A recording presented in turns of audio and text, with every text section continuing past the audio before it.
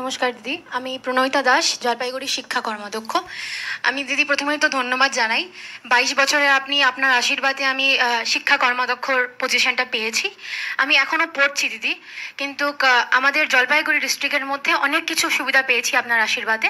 কিন্তু দিদি জলপাইগুড়িতে না শিক্ষার একটু ক্লাস 10-এ এবারে বেশি করে রেজাল্টটা একটু বাজে হয়েছে।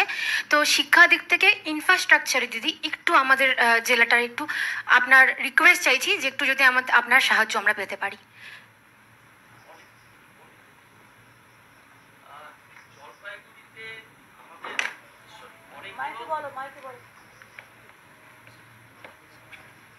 জলপাইগুড়িতে দিদি সবচেয়ে বেশি কলেজ আপনি করে দিয়েছেন। বানারহাট হিন্দি কলেজ, তারপর রাজগঞ্জ কলেজটা খগেশ্বরদার ওখানে খারাপ অবস্থা ছিল, ওইটা করে দেওয়া হয়েছে। ধূপগুড়ি কলেজের সায়েন্স ব্লক, মালবাজারের সায়েন্স ব্লক, ধূপগুড়ি অনেকটাই করে দেওয়া হয়েছে।